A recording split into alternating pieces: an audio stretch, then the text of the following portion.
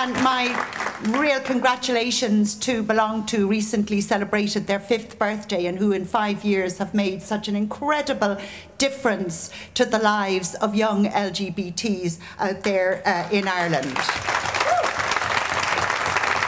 My second point is every single bit as important. It is an absolute outrage that Ireland still does not recognise the legal status and rights of transgender people, in direct contravention of the European Convention on Human Rights. It is not just an outrage, that is a wound and a running sore that we in our own community have to address directly and sort out urgently. We must all campaign so that by Pride 2010, the next Grand Marshal of Pride is not standing up here saying that Ireland is still in contravention of that convention. Not only are we in contravention, but the current government is seeking to continue to fail to recognise the rights and legal status of transgendered people by appealing the High Court decision in the Lydia Foy case. That is absolutely outrageous. On the one hand, we have legislation that gives us equal status, and on the other hand, we have legislation which tells us that some people simply don't count at all and effectively have no status at all. And this, to my mind, is absolutely unacceptable. There are many burning issues for us, and we have been looking at those in the NLGF recently. They include continuing harassment and difficulty in the workplace. They include the issue of poverty. They include bullying and also violence in public places and elsewhere. All of these are issues for very many people, for very many of us, and in the results, the early results of our survey, very significantly for women. The right, but I think for all our community, the right to civil marriage. I don't call it gay marriage, by the way, because it isn't marriage that's gay or lesbian. It's just a social institution. That's all it is. It's a social institution which can be changed.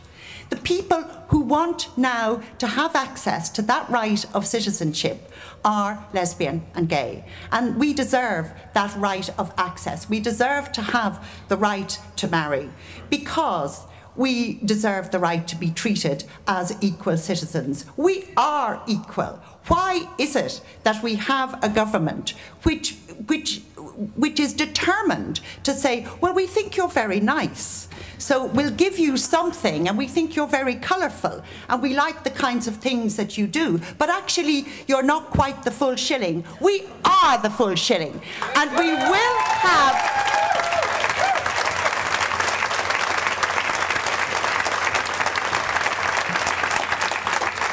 And let me say that I think the right to civil marriage is of great symbolic importance, but I never make the mistake of thinking that it is not of great everyday, real, emotional and material importance to every person. It is indeed, and that's why I believe we have to fight for it.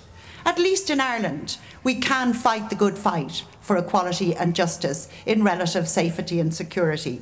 Just to remind ourselves that there are still 7 countries in the world where being lesbian, being gay, being bisexual or transgendered is an offence punishable by death, and several more countries where you can be subjected to imprisonment. I think that we could step up perhaps our work on international solidarity now in the very difficult times that we're in. If it's difficult here, if it's tough times here, it's a hell of a lot tougher in an awful lot of other parts of the world.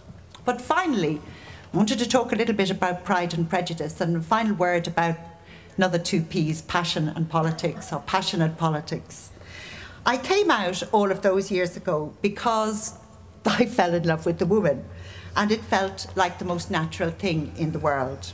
It was glorious. Of course it was glorious. Falling in love is always glorious, and I know because I fell in love with an awful lot more women after that. I still think, and I will always think, that women are wonderful and dykes are divine. I wouldn't change any of that for the world. But I would, of course, change the world. Indeed I would. I would change it so that no one anywhere suffers, is punished, marginalised, bullied, excluded, looked down on, spat on, because of gender, because of sexuality. So that gender and sexuality are not used as dividing lines. I am out there as an activist. Between dividing lines between first class and second class or no class citizens. We fight as LGBTs for the legal and social recognition of trans people, for the right to live our lives free of harassment at work or bullying at school, for the right to be ourselves safely in clubs and pubs and cafes and on the streets throughout the world, for the right of lesbians to be able to say the word lesbian loud and clear without any frisson of backlash or stigma to everyone, everywhere, without fear of losing our children, our families, our education, our jobs, our public lives. We fight as LGBTs for the same right to earn a living as straight people, to have the same chances at happiness. It's very simple. The same right to set up home, to raise our families, for the same right to civil marriage as straight people. When we fight for all of these things, we're simply claiming our due, neither more nor less. Our claim is to be treated equally as citizens and as human beings. We know that there are many differences between us, but difference should not, must not, ever be used as a justification for injustice because of sexuality, gender, social class, disability, ethnicity, age, or indeed anything else. I am privileged to be a woman, a feminist, a socialist, a lesbian, an activist in this amazing LGBT community, and I am totally thrilled to be Grand Marshal of Dublin Pride 2009, and you will all behave yourselves.